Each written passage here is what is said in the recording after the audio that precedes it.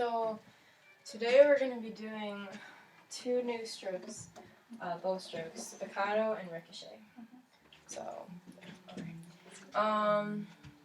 so you've probably done both of those on cello before, right? Okay, so the muscles you're going to be using are a little bit different, but there are still some of the same basic concepts. You're still going to be having a flexible wrist, flexible fingers, and you're still going to be using a whole arm motion for spiccato. So let's start off. Let me see your bow for a second. Sure. I'm going to help you find the bouncing point on your bow, because it's different.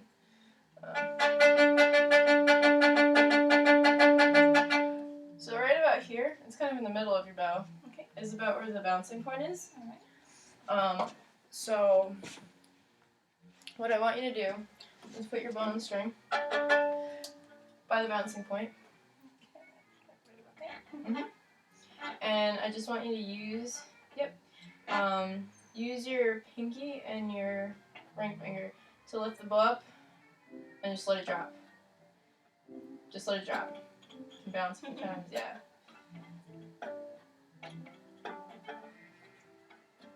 So now, instead of just letting it drop, I want you to let it drop once and then come up like this.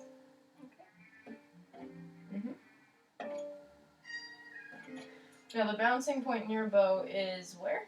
Yeah, right there. More towards the middle. So do it a few more times at the bouncing point. Right, good job. And you're going to keep this basic thing, the dropping that you're doing in your pinky and ring finger is going to be the same as when we start moving our arm. So now we're going to keep this drop, make it a little smaller. Now start moving your arm.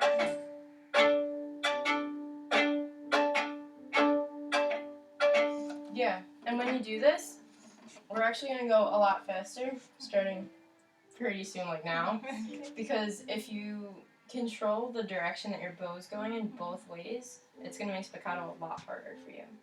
So the idea is only to let it feel it drop, and to let the bow do the rest of the bouncing. So you're controlling when you pick it back up? Kind of? No, or, only when you're dropping only it. when So drops. it's going to look like this. And notice where my wrist is right now. It's a little bit higher than the rest of my hand in this stroke, so it's going to be floating. So why don't you try doing this little bounce? Nice! Good job. Now look in the mirror and tell me what you're doing with your arm and this whole arm. This whole arm. Yeah, it's looking. It's looking really good actually. I just want you to see yourself. Yeah. Oh, my fingers are moving more and more. Yeah.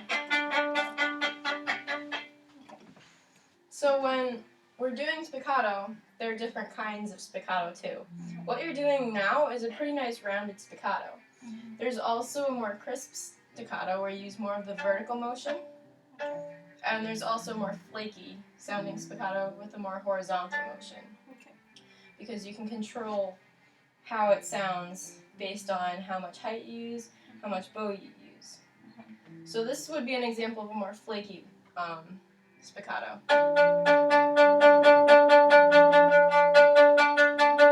Do you hear there's not a lot of space in that? Why don't you try doing that? It's going to be a little bit more bow and a little bit less vertical motion here. Okay. Can I start it round and then go into the flaky maybe to get the motion? Sure, try it.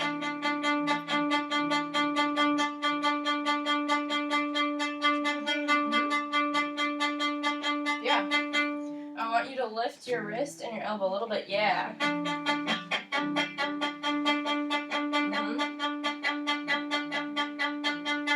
Good. What you're doing there is a little bit more of a crisp spiccato. Yeah, because it's very V-like. Try and get more of a U with an arc. Nice job. Good. So what I want you to try doing now, you got that pretty fast. Nice job. Jared probably did this with you too, right? Okay. So since you basically know it, we're gonna try playing a G scale. Why don't we just tune to make sure we're both in tune together?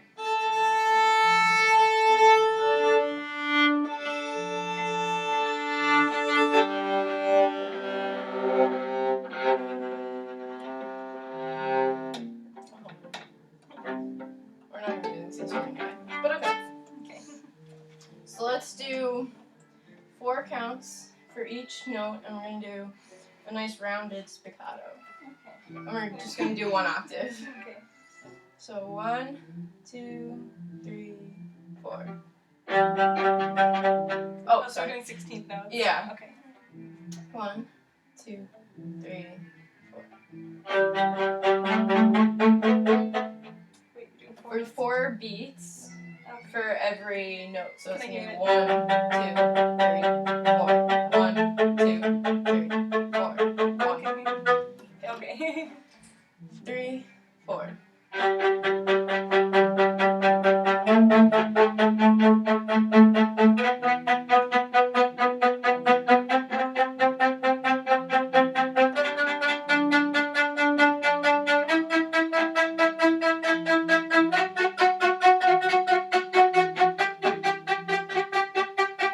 Come down by yourself.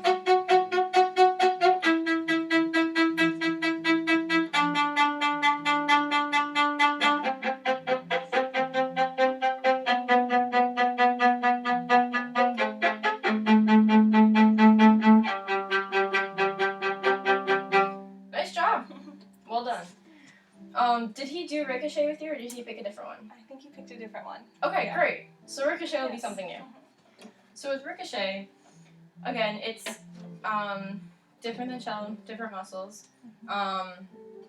Something that's the same as the spiccato we just did is that the vertical and horizontal motion that you use with your bow will determine what kind of ricochet it's in. So if you have more vertical motion, well, first of all, let me explain what a ricochet is. You know what it is. Why don't you explain it? Okay. I think of it as kind of a controlled dropping of the bow in a certain number of drops. Right. And in fact, it's Like that. yeah, you did pretty good for down here. Cheating. A little bit, but it's fine. Yeah. It's a good place to start. So you're right in that it's controlled and that you control the number of bounces. You don't control really how the bow bounces. There's the way we're gonna start is just going to the tip of the bow. Yep, top half, and then we're just gonna drop it to let it go. Okay. So you do this a from few times. the pinky and the first finger. Mhm. Okay.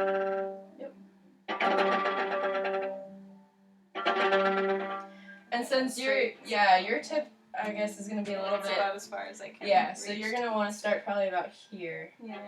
Okay. Start your drop there. Yeah. And I want you to try experimenting with different heights of your drop. So try dropping from up here, and try dropping from down here. And see the different sounds that gets you. Yep. So now, let's just do, we're going to drop the bow like we've been doing. We're going to let it bounce twice, and then we're going to lift it off the string. So it's going to sound something like this. Ah, I did 3. Like that. All down bows. Yeah.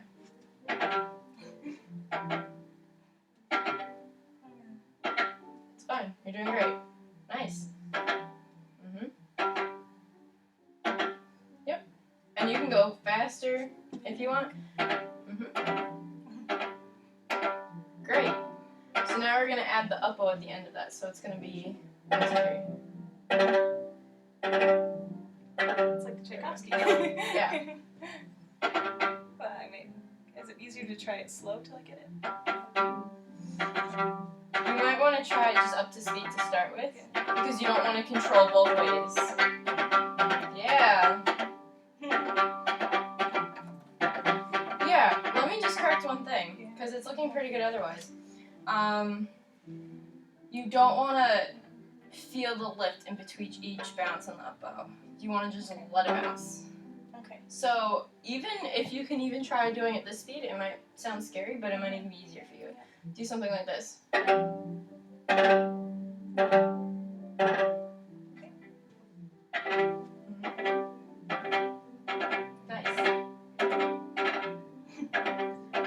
fine if you get 3 bounces in there for now. We're still learning it. So you're really just letting it drop. Yeah, literally letting it drop. Nice. Yeah.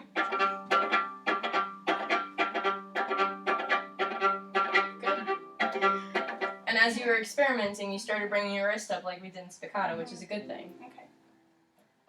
Try it one more time. Sure. Nice. Now let's try it at speed, and we'll just play the same G scale we did before. I guess we'll try and do 4 again. So it'll sound like this. We'll do 4 ricochets for each note. So it'll be 1, 2, 3, 4, 2, 2, 3, 4. And let's use a 4 this time when we play the scale. Okay. Practice getting that. Yeah. 1, 2, 3, 4.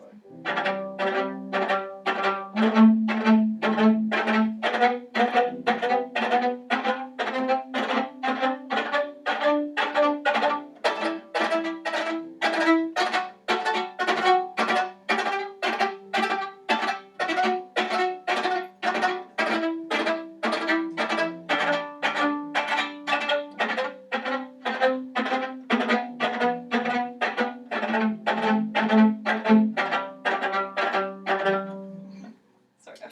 Yeah, no, I mean, if you practiced it, I think it's just practice, because you got the stroke, and I think you understand what it is, too. Yeah. Alright, well, she only said to teach you 2 strokes, but let me just see how long it's been. Because if not, then I'll just teach you another one. We could go for another few minutes. Sure. Alright. So, what else did Jared teach you? Did he go over I martele? think he did martele, yeah. And spiccato. Martele and spiccato. I wouldn't mind reviewing that or whatever stroke you have in mind. Martele is fine. Okay. If you want to go over that again, Sure. Alright, so since you've already learned this, what part of the bow is martele in? I don't remember. I think maybe at the balance point, sort of. But Not really. That would be where colle is. oh, okay. Martele is in the top half of the bow. So wherever your top half of the bow is where you're going to be playing martele. And do you remember why martele is different than just plain old détaché? Nope. Okay. Great, we'll go over it. It was 2 days ago and I forgot. It's alright. So the difference is that this is going to be a pinching stroke. Okay. So when you play this, start in the top half of your bow, you're going to actually pinch the string, let it go, and release. So let's just try putting the bow on the string, top half of the bow. Use enough pressure and just practice wiggling the string with your bow.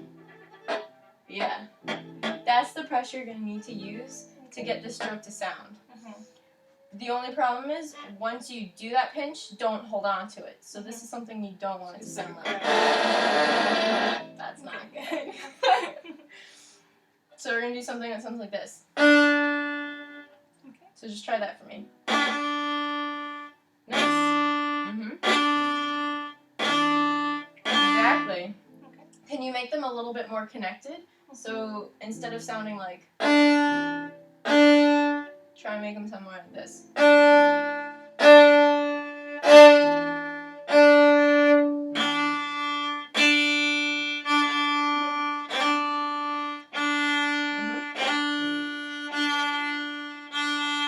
Great. Hold on. Yeah. How do we pinch the string with the bow? I'm using index finger pressure. Yep, your index finger. And then how does the speed of the bow change throughout? I guess it starts faster. Yeah. Maybe because you're trying to pull the It string. gets faster and then it slows down at the end when you come to a stop. Yep. And then same for the up bow. Okay.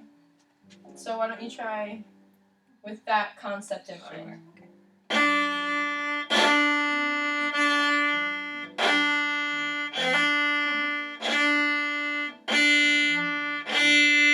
Almost. Let's just do down bows together. Sure. 1, 2, 3, 4.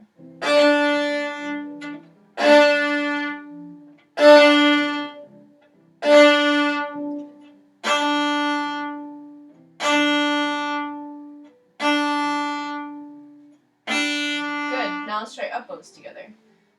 3, 4. Hard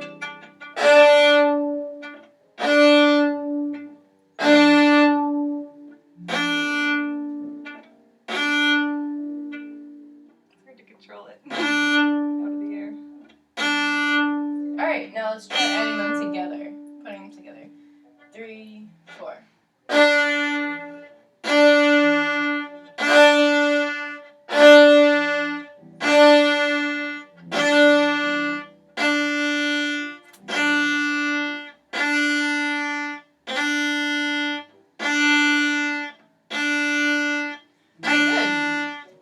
It's sounding a lot better. Something I want to see your fingers do a little bit more in this stroke. Did we ever talk about how you can use a pencil to practice going like this? Oh yeah. Yep.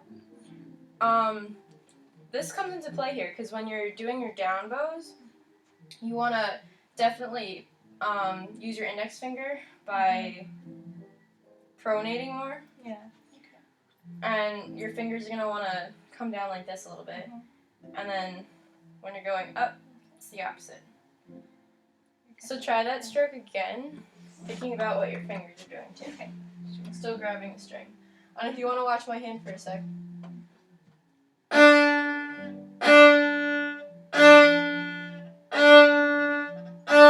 see? Okay. And if you want to look in the mirror, just go ahead and turn around. Yeah. Okay. Sure. Why not?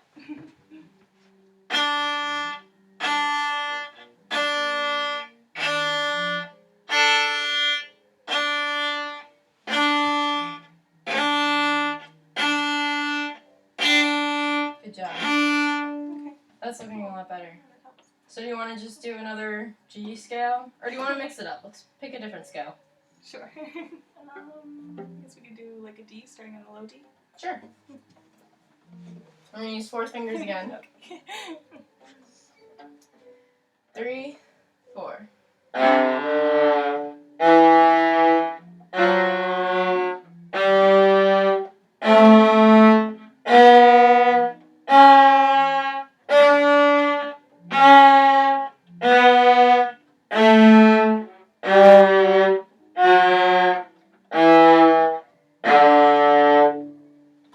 Nice. Is there anything else you want to go over? You mentioned Cole. Do you have a second to show me that one? Sure. Upper strings. Yeah. So Cole is basically martelé at the frog. Okay. So instead of doing it up here, you're going to start down here. And it's the same concept with the pinching. So it might sound something like this. And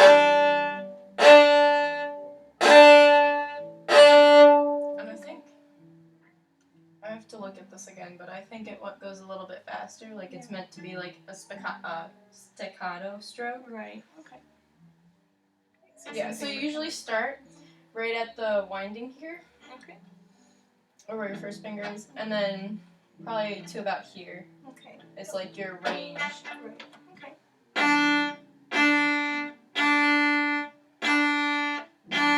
Using the fingers to initiate. Yep. Make sure you get back to the frog though. Right now you're wandering towards the middle, yeah.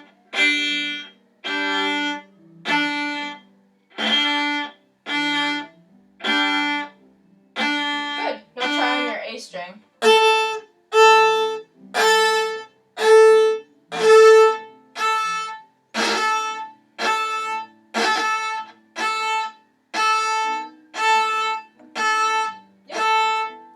Too much bow, but yeah. Okay. I mean, you got it. You want to play a D scale starting on this D? Sure. 3, 4.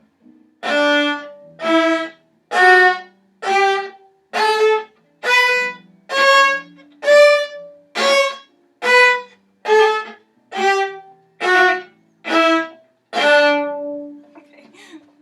You got it. Lovely. I mean, with a little bit of practice, you'll be a pro. Right. It looks like you got the concepts. Yep. Okay. So we did Cole, we did martelé, and Ricochet. and staccato. staccato. Okay. So, just to finish up, show me a ricochet on any note, any string. All right. So that's gonna be up here. Mm-hmm. Nice.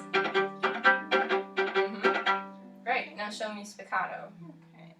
That's more the balance point, right? More the bouncing point. Bouncing point instead of the balance point. Okay. Yeah. So that's about there. There you go. Yeah. Good. Now show me martelé. Okay. Martelé is going to be Upper half. Okay, upper half, then grabbing.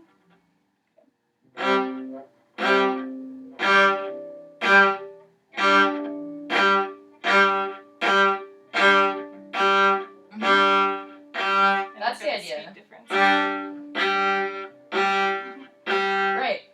Now show me colle. Okay.